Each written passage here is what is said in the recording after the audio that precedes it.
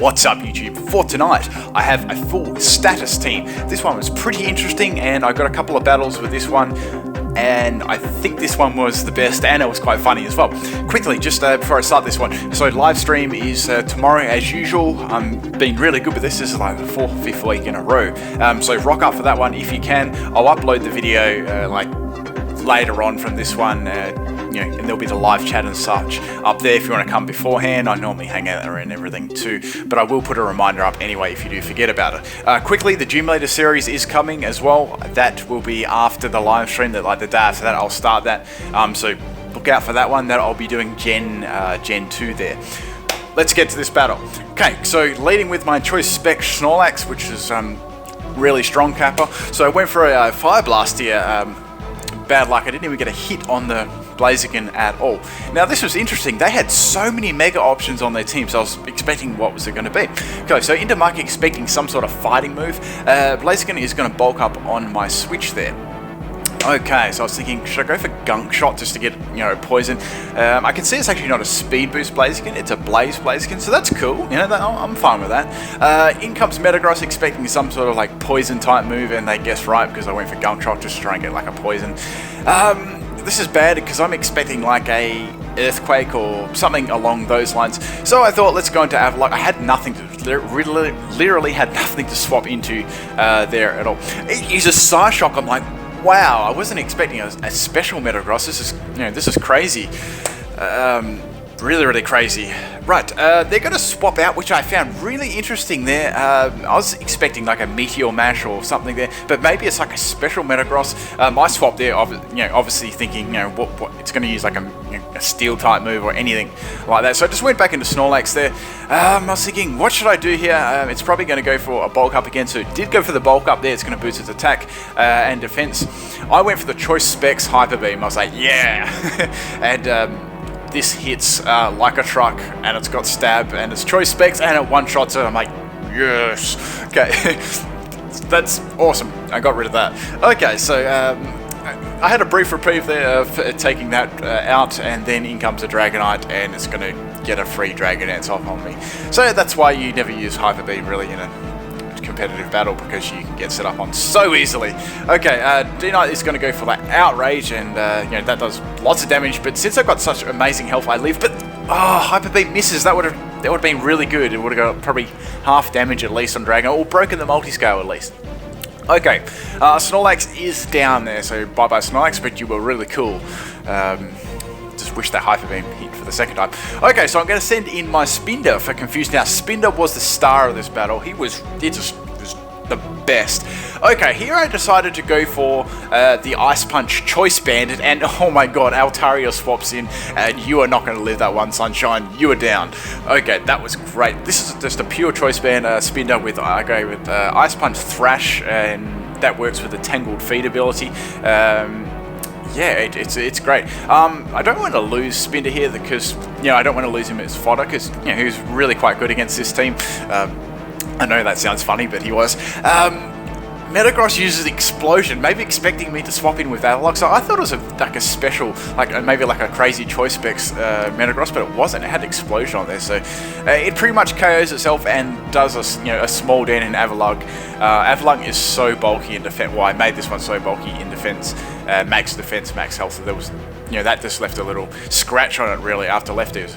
Okay, so in comes Forest, which is his Sceptile. They're going to go for the Hidden Power. I wasn't expecting really to live this one, but I barely do, which is great. I'm going to go for the Avalanche here, and since I went second there and it's Avalok, I'm just going to completely destroy that Sceptile there. So that's Sceptile down. So props to this guy for not using Megas. This was, made that battle very interesting. So I've only lost one Pokemon, so things are going really well at the moment. In comes Swampy here, so I knew that I probably wouldn't be able to take Swampert out because it's very bulky in defense.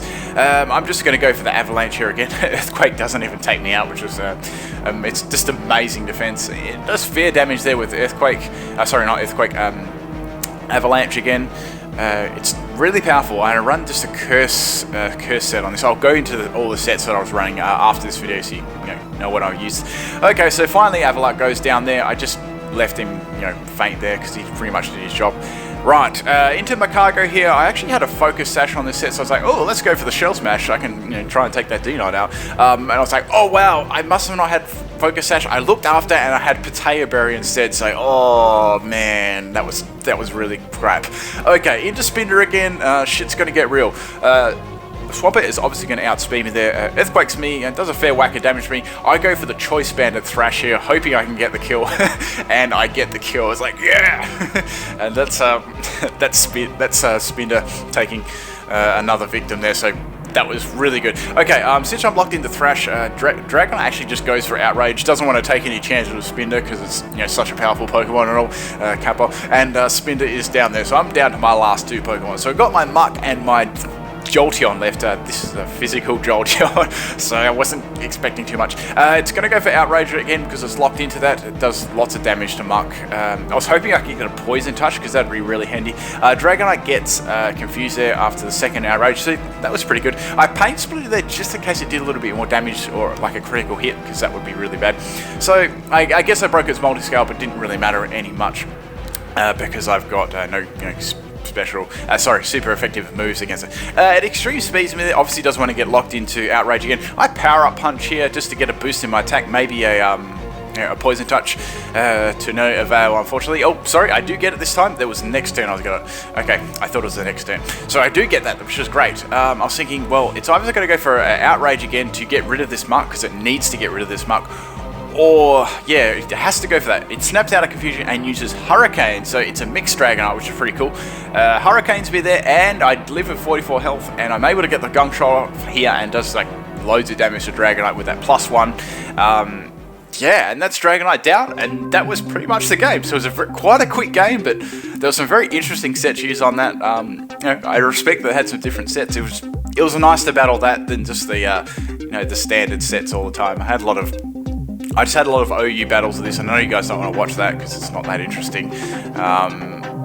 Yeah, but it was an interesting battle, and if this passerby does watch my videos or does see this battle, comment there below. It's cool. I'll go through quickly what my sets are, as you're probably wondering. Okay, that Snorlax was max health, max special attack.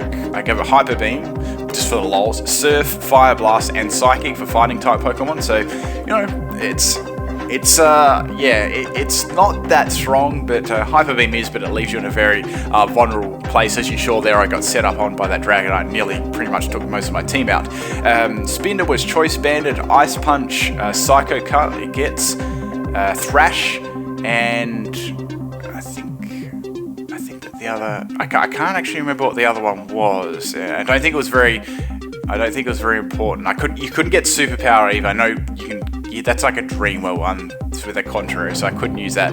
That was the next best thing I could think of. Okay, so this Jolteon was max speed, max attack. I gave it Adamant, Toxic Orb, Quick Feet. I gave it, I know what you're thinking. I gave it Facade, I gave it Bite, I gave it Wild Charge, and I gave it a Quick Attack, I'm pretty sure.